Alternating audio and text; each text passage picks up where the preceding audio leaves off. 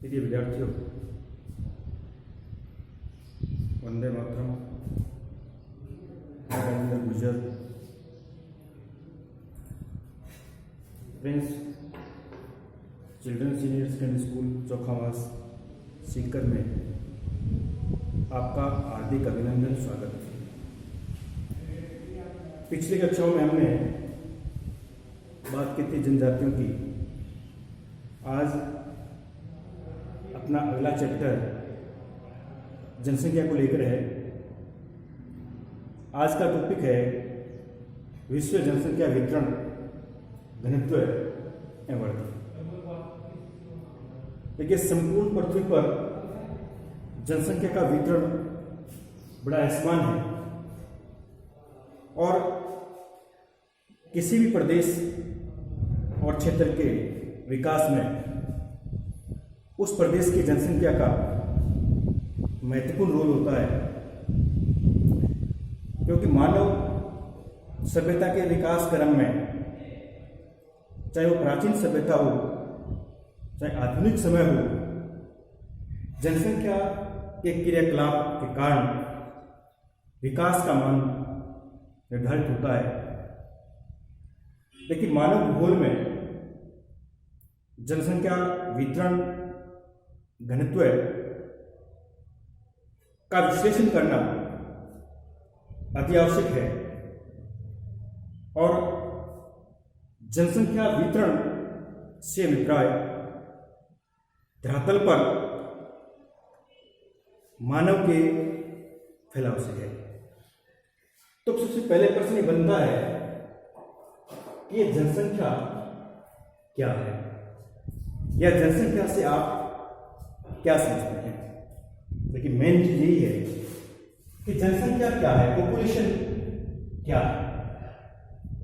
देखिए, जनसंख्या की एक सीधी सी परिभाषा है, किसी निश्चित भौगोलिक प्रदेश में रहने वाले व्यक्तियों का समूह जनसंख्या कहलाता है। पूरे विश्व में जनसंख्या का वितरण, घनत्व और वृद्धि आपको अलग अलग नजर आती है। इसके पीछे कई कारण होते हैं, जिसमें प्रमुख कारणों की बात करूं, उसमें भौतिक कारक, इसके बाद सामाजिक कारक, आर्थिक कारक और राजनीतिक कारक। ये सारे वो कारण हैं जिनकी वजह से जनसंख्या का वितरण, घनत्व और वृद्धि प्रत्यक्ष रूप से प्रभावित होती है। तो सबसे पहले मानव एक संसाधन के रूप में इसकी बात कर रहा हूं। मानव एक संसाधन के रूप में, देखिए, मानव को सभी संसाधनों का जनक माना जाता है, लेकिन मानव भूगोल भी कहती है कि मानव अपने आप में पूर्ण संसाधन है। तो मानव भूगोल में मानव का केंद्रीय स्थान है, क्योंकि मानव ही अपने प्राकृतिक और सांस्कृतिक वातावरण का उपयोग करता है, और जब वो प्राकृतिक और सांस्कृतिक वातावरण का उपयोग करता है, चाहे अपने स्वार्थ के लिए करता होगा, लेकिन जब उपयोग करता है तो निश्चित रूप से प्रकृति में बदलाव लाने की कोशिश करता है। अगर संपूर्ण विश्व पर हम नजर डालें जनसंख्या के हिसाब से, तो संपूर्ण विश्व का जनसंख्या वितरण और घनत्व दोनों में अंतर देखने को मिलता है। अगर जनसंख्या वितरण और घनत्व की संकल्पना की हम बात करें इस कंसेप्ट को जाने तो ऐसा माना जाता है कि संपूर्ण पृथ्वी पर 80% जो जनसंख्या है, 80% जनसंख्या 20% भूमि पर निवास करती है। इन जनसंख्या कितनी? 80%। जमीन कितनी? 20%। और दूसरे रूप में देखें, 20% जनसंख्या 80% भूमि पर निवास करती है। इसका मतलब यह आंकड़ा इस बात का संकेत है कि संपूर्ण पृथ्वी पर जनसंख्या का वितरण बड़ा असमान है। कारण चाहे वो सामाजिक हो, आर्थिक हो, भौतिक हो, कारण कोई हो सकता है, लेकिन ये फैक्ट बात है कि इस रूप में जनसंख्या का वितरण संपूर्ण पृथ्वी पर दिखाई देता है। अगर 2001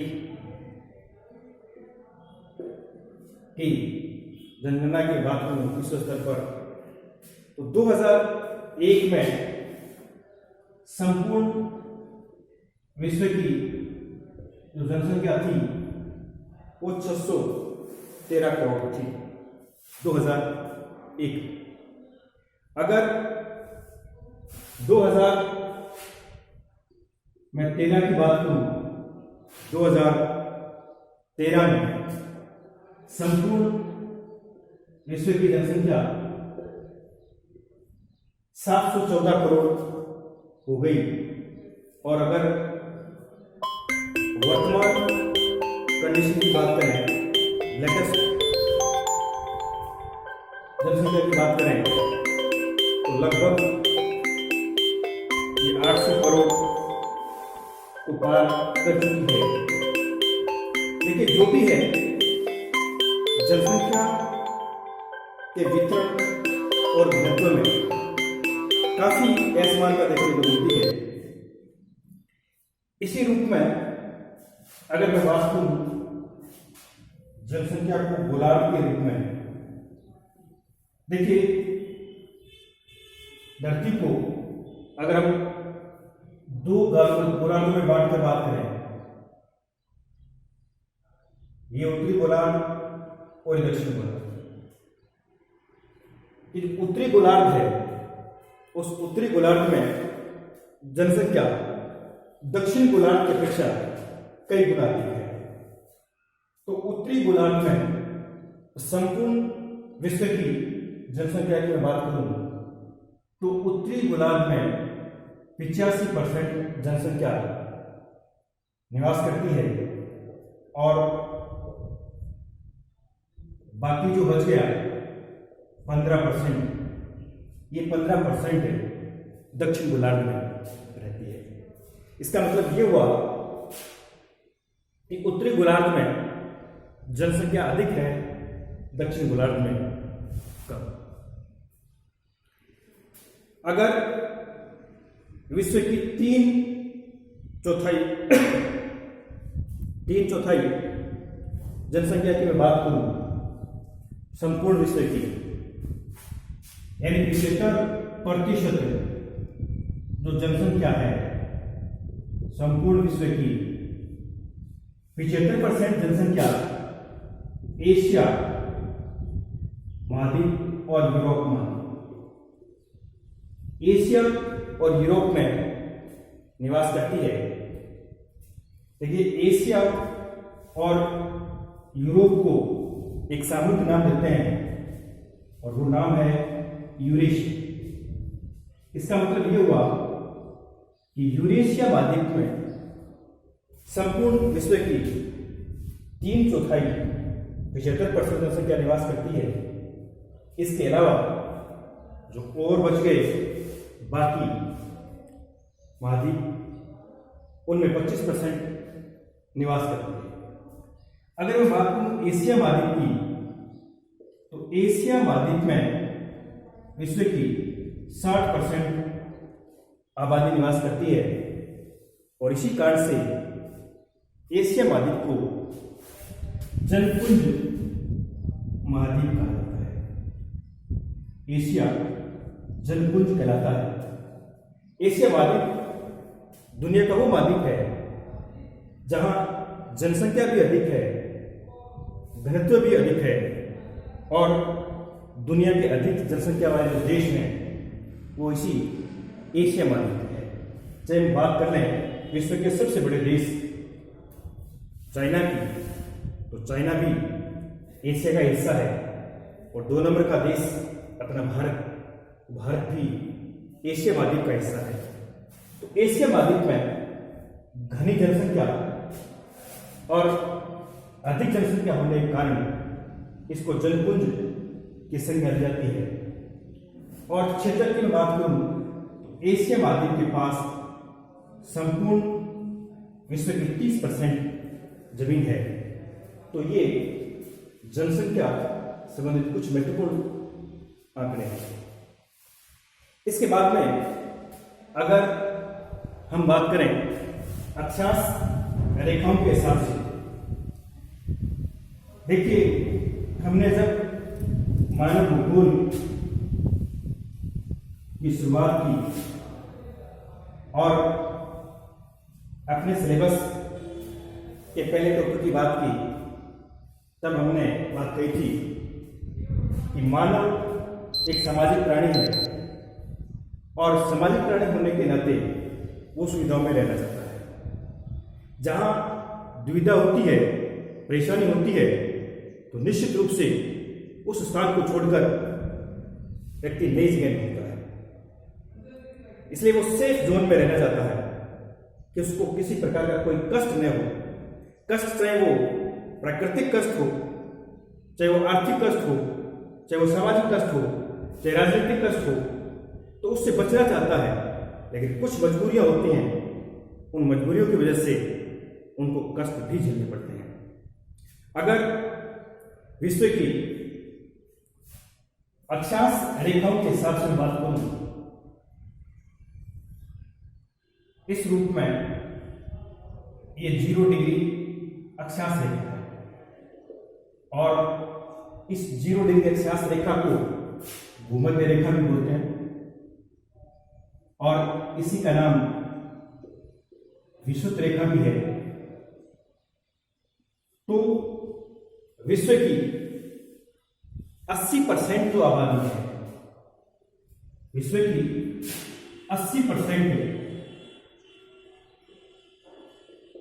80% आबादी जो है वो 20 डिग्री से 60 डिग्री उत्तरी अक्षांशों के बीच निवास करती है। एक बार इसको इस रूप में समझ लें। अभी हमने बात की कि ये 0 डिग्री अक्षांश रेखा, इसको भूमध्य रेखा, विषुवत रेखा बोलते हैं, और इस 0 डिग्री के उत्तर में 90 अक्षांश है और 90 दक्षिण में है। अभी हमने बात की थी कि विश्व की 80% आबादी 20 डिग्री से 60 डिग्री उत्तरी अक्षांशों में निवास करती है। इसका मतलब ये वो बेल्ट है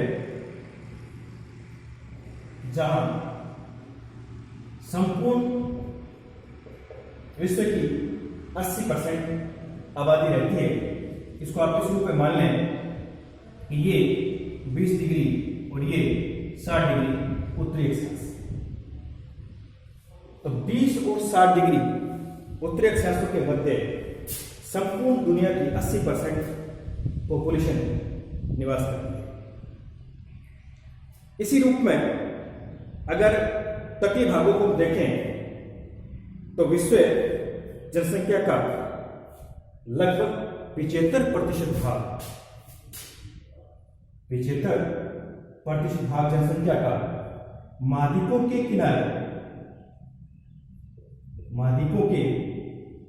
किनारे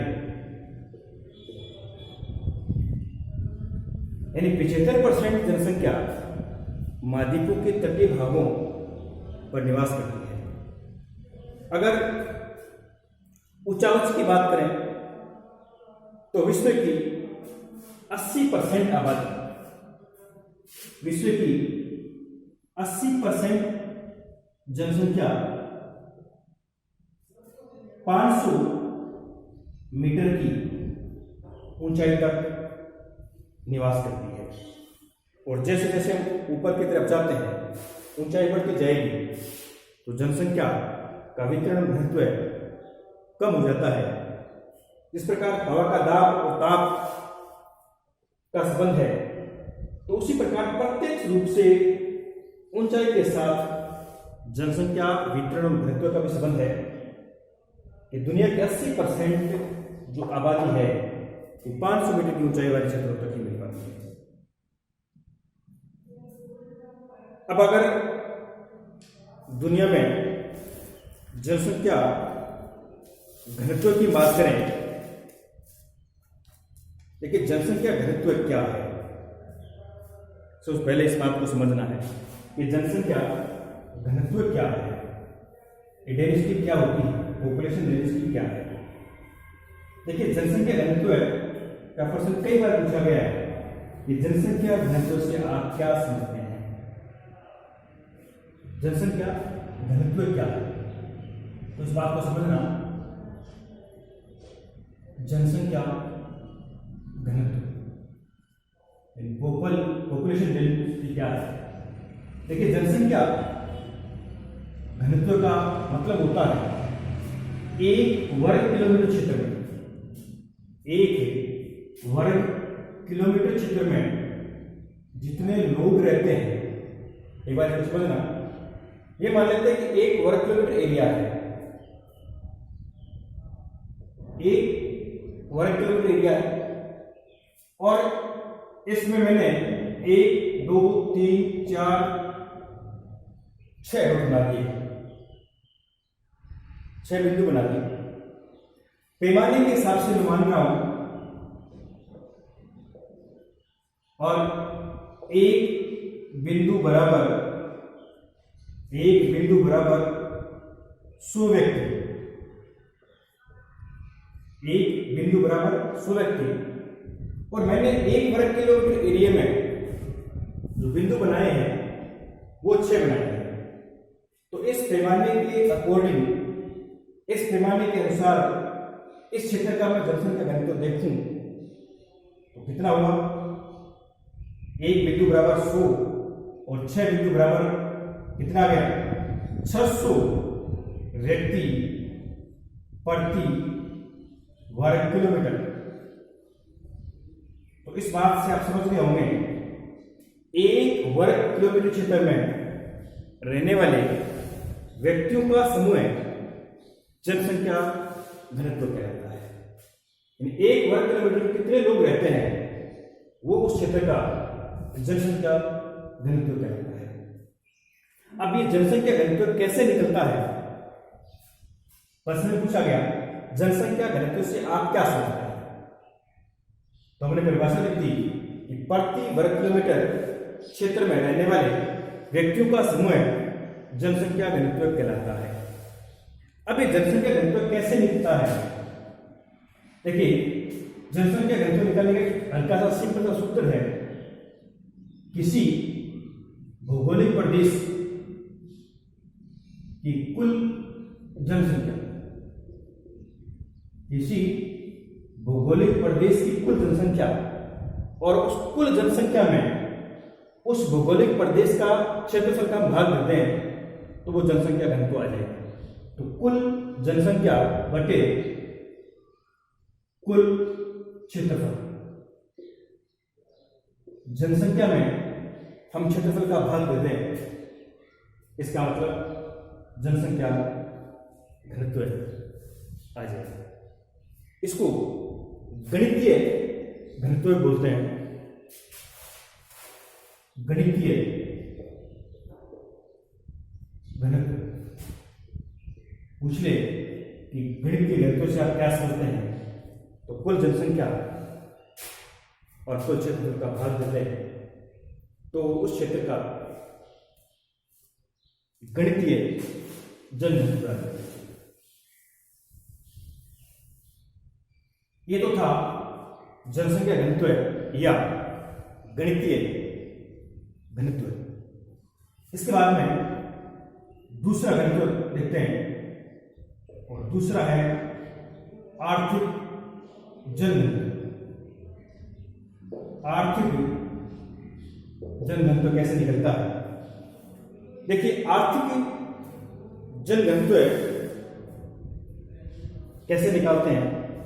कुल जनसंख्या और कुल जनसंख्या में कितने संसाधन हैं। कुल जनसंख्या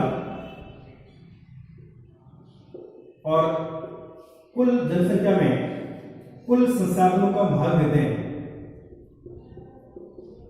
तो वो उस क्षेत्र का आर्थिक जनघनत्व आ जाएगा। टोटल पॉपुलेशन में जो रिसोर्स हैं उनका भाग देना है। इसके बाद में तीसरा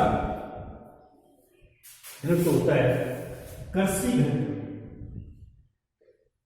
कृषि जनघनत्व। देखिए, कृषि जनघनत्व कैसे निकालते हैं? कुल जनसंख्या और कुल जनसंख्या में कौन सी जनसंख्या, कुल कृषक जनसंख्या और कुल कृषक जनसंख्या में कितनी कृषि योग्य भूमि है, कितनी कृषि योग्य भूमि है, यानी में कुल कृषक जनसंख्या बटे कुल कृषि योग्य भूमि, यानी कृषकों की जनसंख्या कितनी है और कृषकों की जनसंख्या में कृषि करने योग्य भूमि का एरिया कितना है, वो कहलाता है कृषि जनघनत्व। और इसी रूप में अगला एक घनत्व होता है कायिक जनघनत्व। कायिक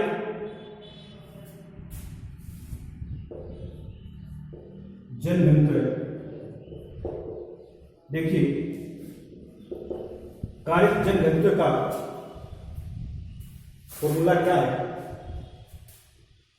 कुल जनसंख्या और कुल जनसंख्या में कृषि योग्य भूमि, कुल जनसंख्या और कुल कृषि योग्य भूमि, ये होता है कायिक जनघनत्व। इसी प्रकार एक और होता है, उसको बोलते हैं पोषण घनत्व। और पोषण घनत्व निकालते हैं कुल जनसंख्या में जो भोज्य योग्य फसलें हैं, कुल जनसंख्या में भोज्य योग्य फसलों के क्षेत्र का हम भाग दे दें तो वो पोषण घनत्व आ जाता है। तो ये बातें हमने की जनसंख्या वितरण, संपूर्ण पृथ्वी का एक ब्रीफ आइडिया वितरण के हिसाब से, और उसके बाद में जनसंख्या घनत्व क्या है, जनसंख्या घनत्व कैसे निकालते हैं, और अपने सिलेबस में कौन कौन से जनघनत्व हैं। आज हम इतनी बात करेंगे। धन्यवाद।